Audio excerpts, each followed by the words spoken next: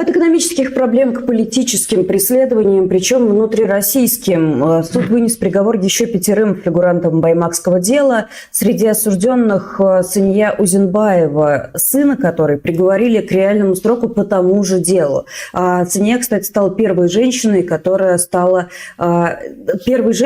будет отбывать наказание реально, то есть без отсрочки или без замены на условное по этому делу. Сейчас вместе с Русланом Валиевым, журналистом, попробуем синхронизироваться и понять, что происходит вообще с самым масштабным, самым крупным политическим делом в России. Здравствуйте, Руслан. Здравствуйте, ребята. Расскажи, пожалуйста, про 5 людей, которые были приговорены вчера к своим срокам. Во-первых, что это за сроки? Во-вторых, может быть, что-то, какие-то детали про людей. 5,5 лет получили вот эти фигуранты, очередные узники баймакского дела. С их учетом количество приговоренных судами первой инстанции к реальным срокам стало 39 человек. То есть приближается весь этот процесс к середине, как минимум, если мы имеем в виду, что всего узников изначально в СИЗО оказалось около 87. Сроки этим ребятам вынесли, скажем так, средние из тех, что выносили до сих пор, и самые многочисленные. Вот если взять 39 приговоров, которые мы имеем в виду, 30, по-моему, где-то так, я сейчас точно не скажу, имеют именно 5-летние сроки. Буквально там несколько человек имеют большие 8-летние приговоры. Это один из судов такое решение вынес. И есть еще буквально 2-3 человека, у которых 3,5 года, то есть более лояльные наказания. Вот. И это, еще раз я подчеркиваю, все суды первой инстанции. Угу. Дело в том, что завтра буквально стартуют, 10-го, послезавтра стартуют первые апелляционные процессы в верховных судах, скажем так, в областных судах, в данном случае Самарской области и Удмуртии, где до верховных судов дошли уже апелляционные жалобы.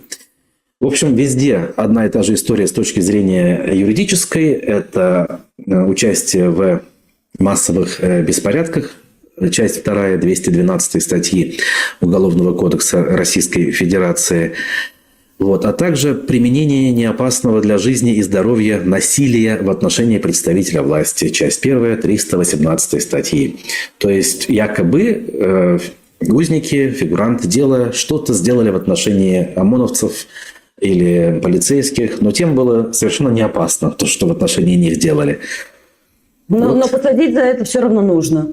Нужно, да, как минимум можно.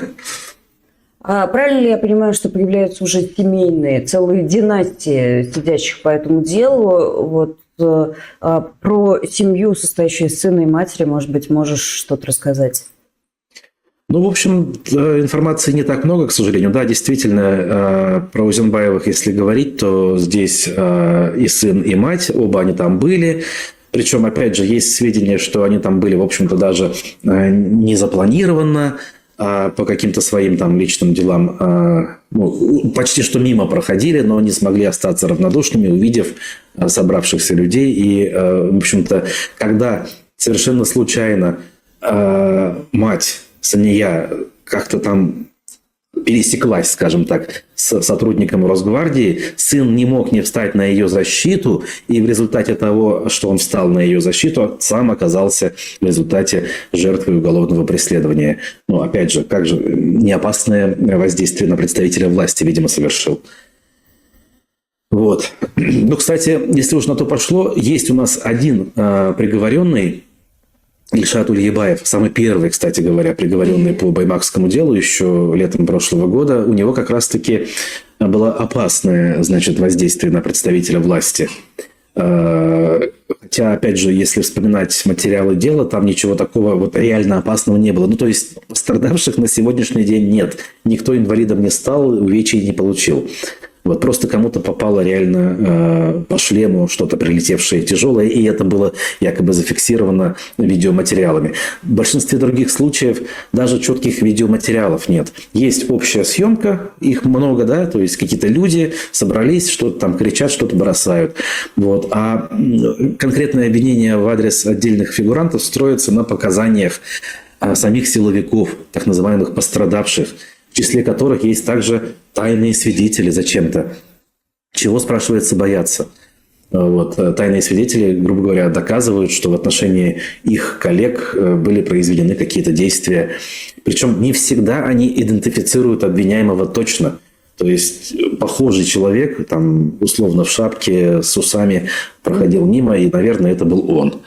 Причем дело такое, что по-хорошему, даже если на секундочку представить себе, что действительно есть за что людей судить, даже в этом случае по большинству, подавляющему большинству эпизодов дело должно разваливаться за недоказанностью причастности лиц к совершенным, так сказать, преступлениям. Еще раз, да, это я допущение делаю, что преступление было, в общем-то, да, надо кого-то обвинять, но доказать невозможно. Шито все это белыми нитками, как бы банально не звучало. Руслан, а можете объяснить, может быть, суд как-то пояснял или следствие, почему такие разные сроки? Кому-то 3, кому-то 5, кому-то 5,5. За одни и те же статьи, я так понимаю, обвинение это одно и то же. Да, абсолютно одно и то же. И прокуратура запрашивает, знаете ли, плюс-минус почти одни и те же сроки. 8-10 лет прокуратура запрашивает. Судьи выносят в 2 раза более мягкие приговоры, и тем самым, видимо, демонстрируя такую свою лояльность, человеколюбие. Вот. Есть, знаете ли, разрозненные данные. Дело в том, что даже не на всех процессах были слушатели и были журналисты. Вообще процессы закрытые, но имея в виду где-то рядом с судами, журналисты не везде бывают, чтобы спросить у адвокатов, например, что происходило.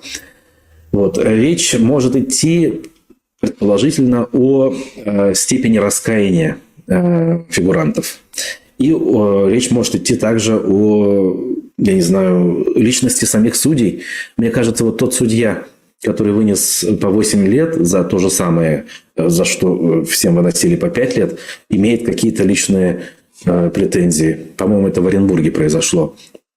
Вот. В остальном вообще нет разницы, настолько все по накатанной уже идет. И если мы и ждем чего-то такого принципиально нового, то это в отношении тех, кого считают организаторами. Это группа как минимум из 10 фигурантов, которых судить еще не начали. Вот. И там будет идти часть 1 212 статьи «Организация массовых беспорядков». Вот. И сроки там, скорее всего, будут не только запрашиваться двузначные, но и выноситься.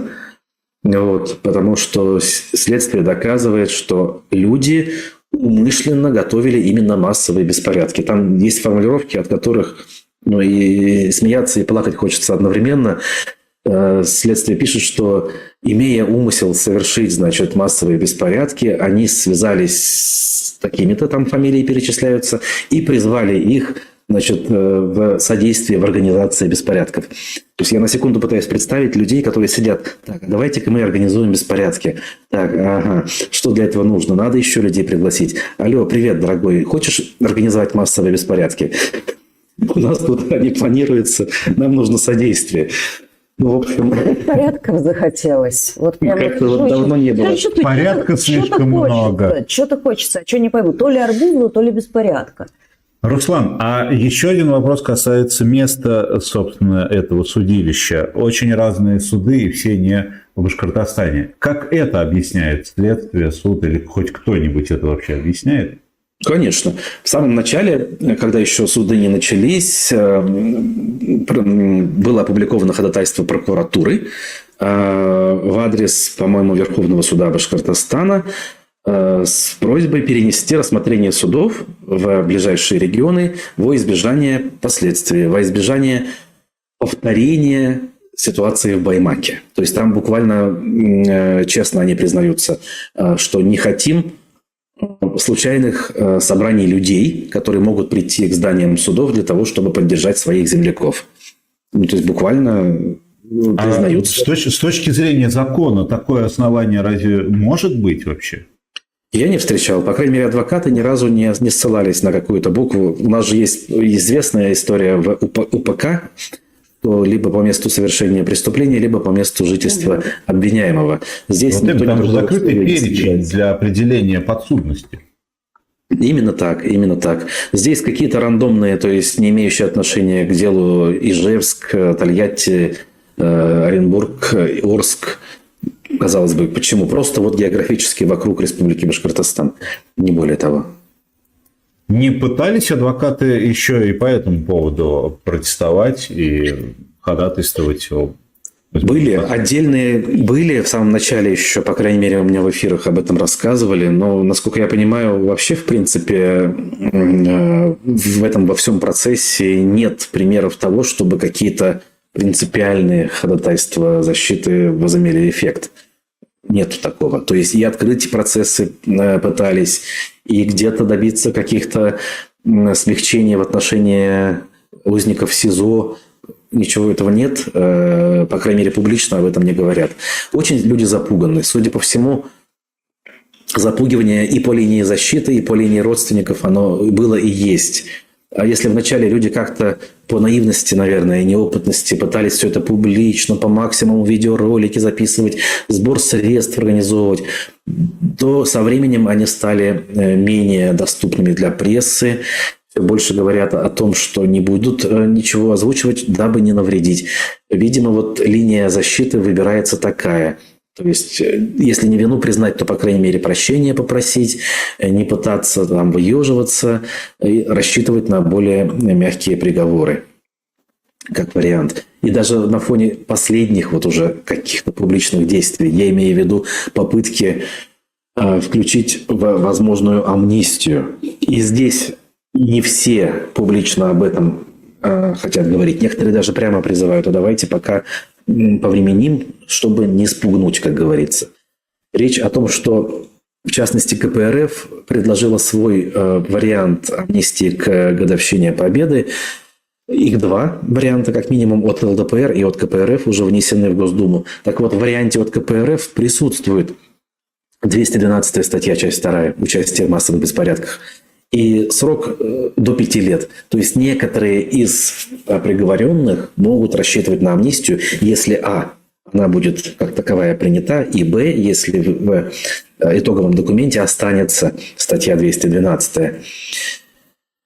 Добавлю, что вот последние дни активисты привлекают пожилых жителей региона. Вот буквально уже 2 ролика появилось с бабушками лет 80 с чем-то, которые представляются как ветераны тыла, которые обращаются к Путину с просьбой объявить амнистию, в том числе на башкирском языке.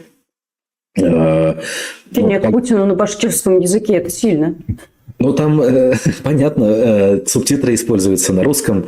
В общем, кому как удобно. Я думаю, что в этом смысле можно и понять, и поддержать морально тех, кто пытаются разными способами достучаться до властей. Тем более, что по большому-то счету властям выгодно на самом деле сейчас проявить милосердие. Они могут тем самым ход конем сделать, остаться в глазах рядовых башкир и других аналогичных групп людей, скажем, жесткими, но справедливыми. То есть, опять же, тогда весь негатив в результате этого дела останется на плечах республиканского руководства. Опять же, так рассуждать, наверное, мы можем только со стороны наблюдая. Людям, кто находится в заключении, им не до такого рода лирики, им лишь бы на свободе оказались их близкие. Поэтому все способы хороши, и даже если ход конем совершит Кремль и получит свои в этом смысле барыши, то что ж, останется развести руками и порадоваться, с другой стороны, за узников и за их родственников. Тут все способы, конечно, хороши. Другое дело, что некоторые из них абсолютно бесполезны. Это, знаешь, как стоя на фоне разрушенного дома в Мариуполе, делать заявление Путину с просьбой дать квартиру в Мариуполе. То есть он как бы разрушил твой дом, ты у него же просишь следующий дом. И все это напоминает абсолютную безысходность и бесполезность. А проявлять милосердие, мне кажется, можно только в том случае, если знаешь, что такое милосердие. Тут я как раз могу поспорить. Мне кажется, вот эти способы, они ведут своей абсолютной бесполезности, но не очень мною понимаемы. В Госдуме, кстати, уже заявили, что амнистии не будет, а вместо амнистии заключенным предложили подписать контракт с Минобороны. Давайте посмотрим буквально 30 секунд. Амнистия сегодня у тех, кто находится в местах лишения свободы и любит свою родину. Есть хороший шанс это доказать, подписав контракт с Министерством обороны. И больше сегодня, когда страна ведет специальную военную операцию, такой амнистии не нужно. Все остальное от лукавого. Все остальное от лукавого. Все, кто хотят на свободу, подписывайте контракт с Министерством обороны. Все остальное от лукавого. Подожди, все-таки я бы здесь не воспринимала заявление Картополова как финальную точку. Мне кажется, что это его личные рассуждения, которые не гарантируют на 100%, что какой-либо проект по амнистии будет или не будет принят. Конечно, из Кремля может прийти любое указание. В конце концов, там не только мужчины и не только в Баймаке. Да? Категория заключенных огромное количество. Не все при всем желании могут подписать контракт с Министерством обороны, ввиду возраста даже, например. Но надо сказать, что даже Дмитрий Песков сказал, что вопрос амнистии не рассматривается. Будем наблюдать все вместе с вами. Может быть, еще даже поговорим на эту тему. Ну, а пока ненадолго расстанемся. Спасибо большое за комментарий. Руслан Валиев, журналист, был у нас на связи. Руслан, ранняя пташка, между прочим, еще более ранняя, чем мы. Ты можешь себе, Антон, представить? Нет, не могу. Так что заглядывайте к Руслану в эфиры.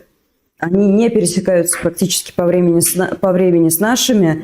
Если вы еще раньше встаете, то приходите и поддерживайте региональные проекты. Спасибо. До свидания. Спасибо.